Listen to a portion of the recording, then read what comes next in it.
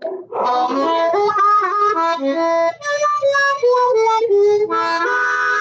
it's Willie Armelini from Flowers and Scents with your industry buzz. Today, I have a very interesting character that I'm going to interview. His name is David Kaplan from Above All Flowers. And if you don't know David Kaplan, maybe you should listen to this. He's I call him the sourcing wizard, and you'll see why in a moment.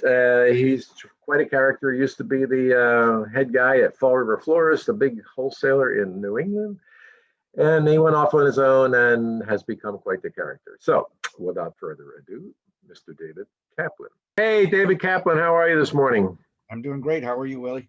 I'm good. I'm good. I've been looking forward to this little interview because you and I go back a long way, and people need to know about what Above All Flowers is all about. So, Does that mean we're old? That means we're old. Yeah. You know, it's interesting that we have become, I'm sure we're going to find this out more when I go to WIFSA this week.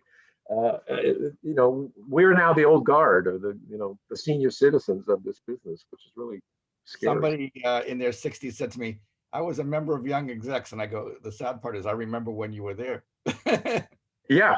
I never really wanted to be a young exec, frankly. I wanted to be, the exec, but I didn't want to be the old exec. So, but I think that's where we're at now. Anyway, so, all Above All Flowers, a catchy little tune, a name. Tell us about it. So Above All Flowers started in 2007. I was at a company for 29 years in a traditional wholesaler. That little wholesaler called Fall River, I believe. That's correct. That's correct. A company my uncle started in 1946. I decided that in 2007, I could see the flower business changing, and I was looking to enable more of that change, and decided without really knowing what I was going to do, started Above All Flowers. And the day I started, I was on a plane to Colombia to the Pro Flora thing in Cartagena. I came home one day to do my laundry, and I was in Holland the next week. So building your base, or deciding what Above All Flowers was going to be.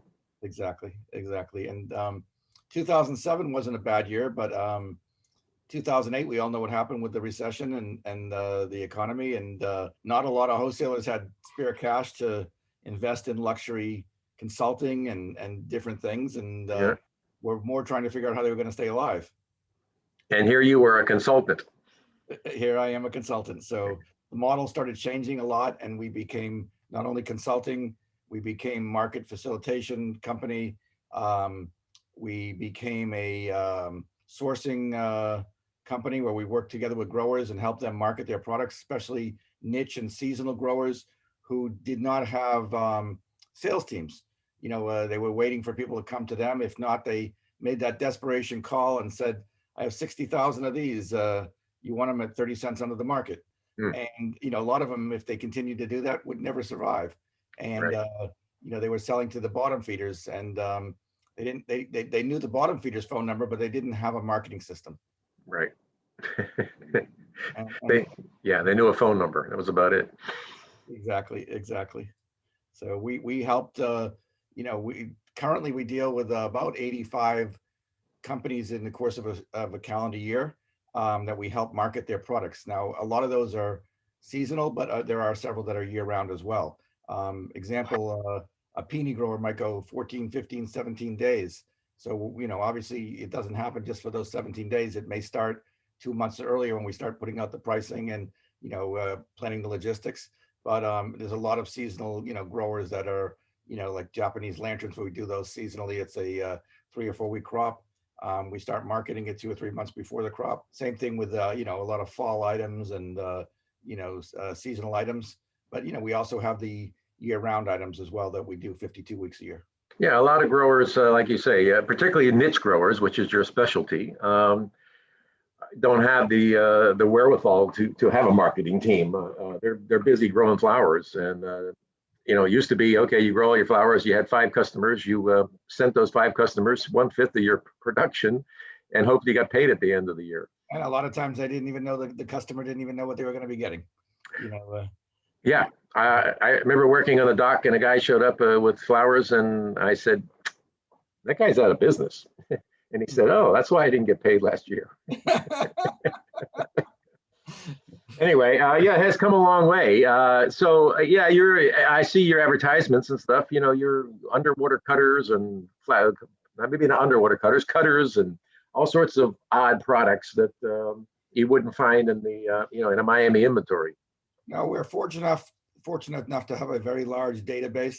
We decided that direct email marketing was very important for us back in 2008, 2009, when we started just doing emails.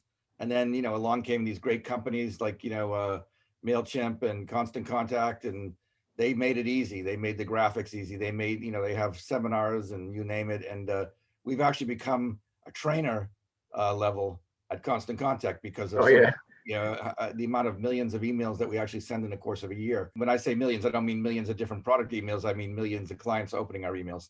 We have a very good high opening rate, very small unsubscribe rate. A lot of people will send me an email when when they don't get something for a while, they'll say, I haven't been getting your emails. What's going on? Yeah. David, who's your customer? As I recall, your customer is somebody that's willing to pay the bill. That's very important. Payment is the major thing. My growers collect the money. We are not a broker. We do not buy and sell product. So whoever the consulting client is, and to be honest with you, we had a very long time where we never went after marketers. They came to us.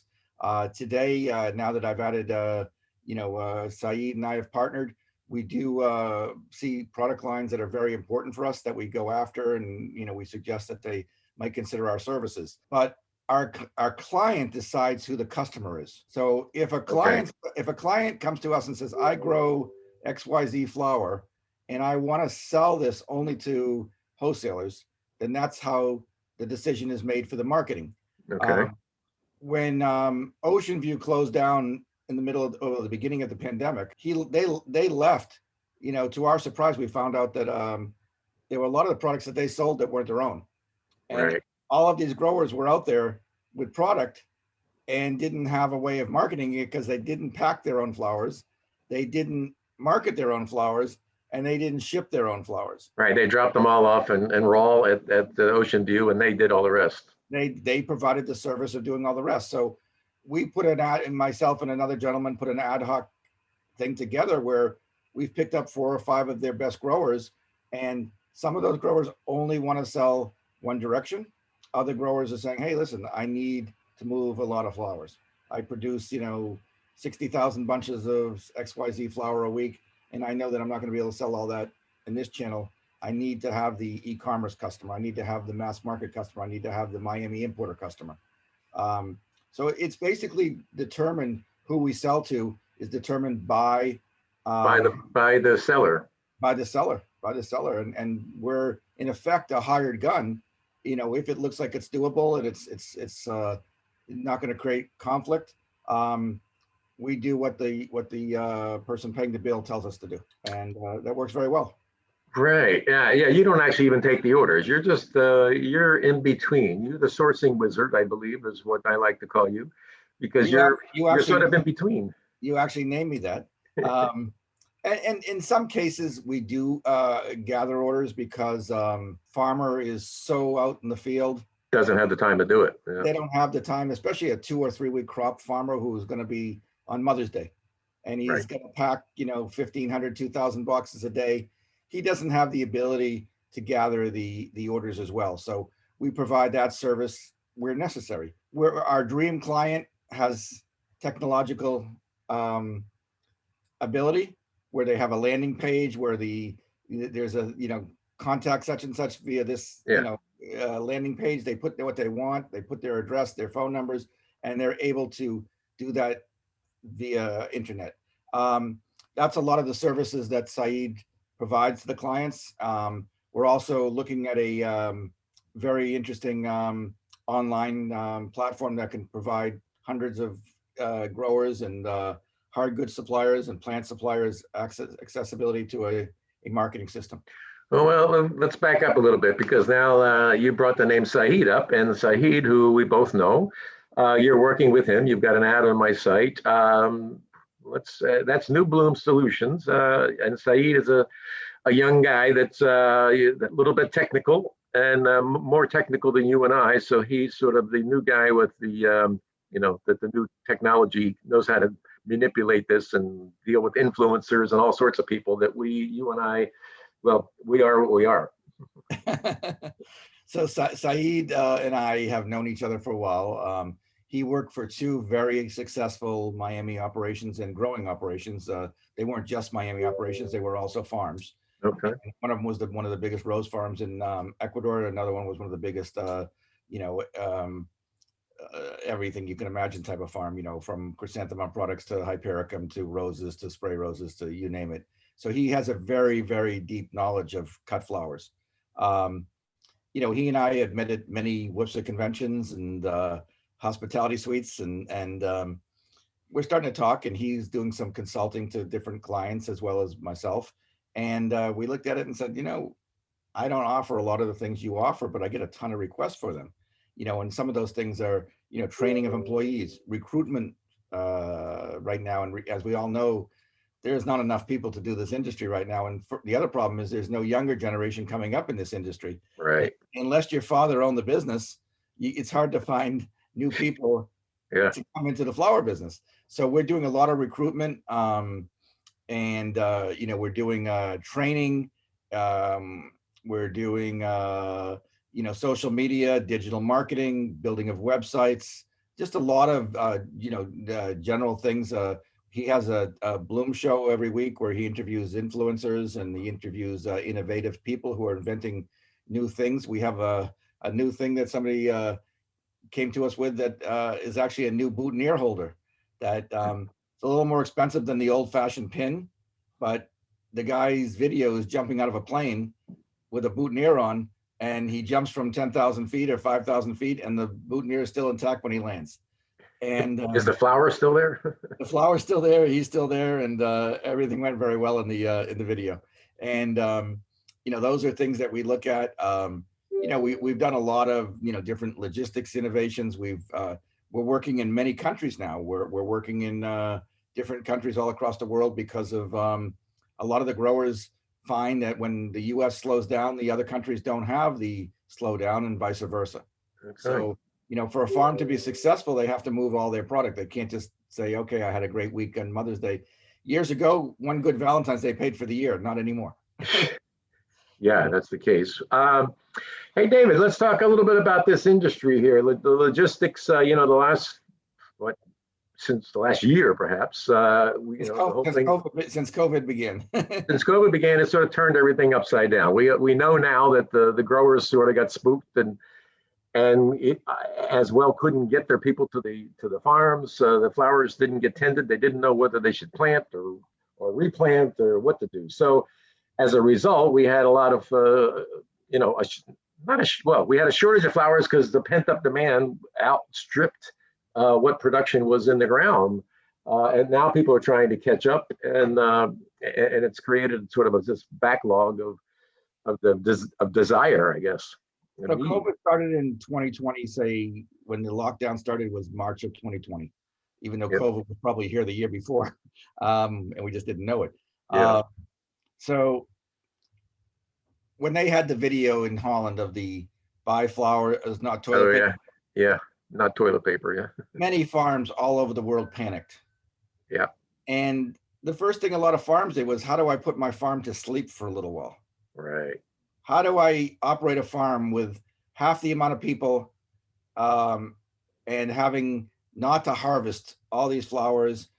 So they basically stopped buying raw materials, such as bulbs. And this, I'm talking worldwide, not just the Colombian Ecuadorian scenario. Right.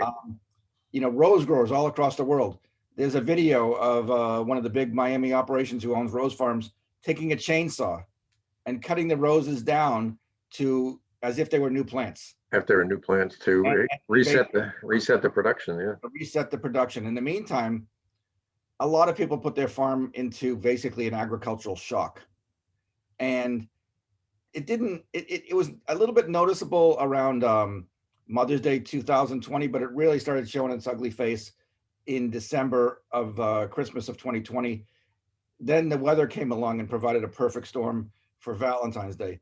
And we saw shortages based on mishandling of farms, shortage of labor, shortage of aircraft, and the situation that was the worst part of it was the weather came along and said, hey, it's going to be cloudy for the next 3 months or 2 months. And prices skyrocketed. And this continued on to the present day today. There's a lot higher prices on certain things because a lot of farms are not back at peak capacity. You can see what happened with the big four. They bought everything they could get their hands on in Ecuador and Colombia, and they still had shortfalls of flowers. Yep. You know, and it really has created an issue to sticker shock for a lot of customers buying. Air freight is record highs. It's higher than we've ever seen. Yeah. The Dutch, the French, the Italians, you know, almost anywhere in the world, Kenya, they're paying freight rates that are 2, 3, 4 times as high as they were pre-pandemic levels. If you're buying glass from China for everyday glass orders, hard goods got short in supply. Yeah. Syndicate sales didn't have enough glass to cover orders, and people were calling me 3,000 miles away from our warehouses and saying, "I'll pay the freight. I'll pay the freight. I need this. I need this." The problem is, like, a container that was $4,000 pre-pandemic out of China for a dry, non-refrigerated container went to $6,500 in 2020, and right now they're at 10 to 12,000. Eek. So they're 2.5 to 3 times as high as they were before, and there's no room for these containers on the ships As well. And yeah, and you're paying more for the container than what's inside it. And that's another problem for the Colombians, is because of all the farms being off their managed level, they don't have the ability to have the cycle of the containers that they used to have. Mm-hmm. So even though containers are still a good way to go, they're not able to make the capacity, and then they're out of business for the other clients. So they've got to be careful. Yeah, because you got to fill a container to make it work. So currently there's tremendous amounts of new opportunities. People are changing the way they do things. So for me, it's a great opportunity. I'm not disappointed in the fact that, you know, we've had our strongest year. 2021 has been our strongest year since Above All Flowers started. Well, so, business interruption is sort of fruit on your tree. Because one company's disappointment is another person's opportunity. Yeah, and as you mentioned at some point, that you know, this is the time you can fire a customer almost, because nobody's complaining that your truck. What do you mean it's not on the truck, or your truck's going to be late or something? I talking to my brother, you know, he said they don't really. If the truck's on its way, I'm happy. Well, that's been a problem even for the best of truckers. That when a Monday truck leaves on a Tuesday, it's not unusual. You know, there's just not enough drivers. There's not enough infrastructure. You know, there are a lot of trucking companies that have truck parked because they don't have the drivers. Yeah, and my family being one of them, they've got trucks parked and can't move them because they don't have drivers to do it. And you know, they had problems because the trucking schools, the driver schools shut down during COVID, so there was no people coming out of the driving schools eager to drive. They're offering big incentives for you know, startups and hiring, and if you get a bonus just to sign the paper that you're going to drive, even if you're not qualified yet. So they're really, and we're going to talk about that in WFSA here next week. I interview them. Even companies like FedEx and UPS, which used to be the gold standard of a job with UPS, you're set for life. You know, you're getting all these benefits. You're getting great wages. You're getting everything you can imagine. They don't have their level of service. And they did a very respectful thing. They took the vaccinations, but the vaccinations have messed up their whole logistics system. They're not on time anymore. You know, it can be a 1, 2, 3 day priority 1 delivery. It doesn't mean it's going to be the same as they used to be. And, you know, the world is a little bit, you know, upside down. The weddings and the funerals or memorial services for people who passed away a year and a half ago of COVID. Yeah. Some of those ceremonies are just happening now or planned in the fall. I mean, so we're probably going to have the wedding event venues are telling people, do it Wednesday night. We'll give you a better deal. We don't have anything until Saturday, 2024. Yeah, so there'll be lots of weekday weddings and events and stuff, just because the halls they're booked up for now. And now I actually I'll give them credit because in Florida here yesterday they lifted all the mandatory mask regulations. So that was I'm sure they were holding their breath on that one. So we'll see how it goes. but it's gotten, one of the things that we've talked about a little bit, and the difference between this COVID thing, some people really don't believe it's real still. It's real. And I had some friends tell me that because I got a shot, I'm going to turn into a zombie and they're going to have to shoot me. And I said, well, get some silver bullets, because but I mean, in Colombia, still between the COVID and the protest, I haven't heard much in the last week or so about the protest down there, but is that still going on? I don't think it's quite as bad, but the thing is that it's another big thing to watch, because the trend in South America between Chile and Colombia and Venezuela, it's not a great trend politically. And a lot of people, I've had a few people who I consult to who are farmers in Colombia who have said to me, get me a good country to grow flowers in, because I got to get the hell out of here. And, yeah, I think fortunately Ecuador had their last election seemed to be positive. They went the right direction. Ecuador finally went the right direction. Yeah. No, it's a very volatile, situation. Colombia's scared of what's going on. Fortunately for Colombia, the exchange rate has maintained itself, and there's still a great margin to ship flowers from the Colombian country to any other country in the world because of their weak peso. And when that continues, if that ever switches back to the way it did, say, when it was back in the 1700 range instead of the 30s, then we'd see a lot of different things going on there. Yeah, exactly. Right now, they all complain and this is that, but the reality of it is, things are more expensive because materials, all the things that come from imports. Yeah, sure. The other thing is you can't find. We're planning an expansion at one of the farms I consult to. You can't find the greenhouse supplies, and when you do, they're 2-3 times more expensive than they were the last time they did something. Yeah, and then getting anything in, if you have to import it, is a challenge. I was waiting for parts in my new house here, remodeling this house, waiting for an oven. Coming, it's on a container from Germany. It's stuck in a port somewhere.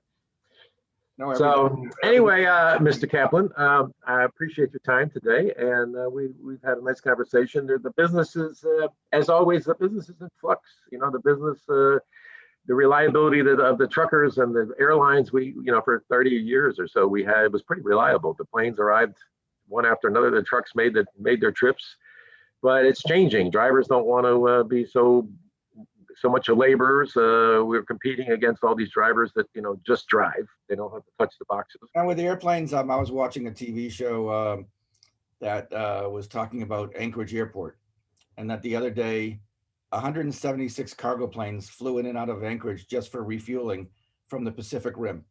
And you and I have talked that an iPhone 12, this little thing that I have in my hand, is $1,250.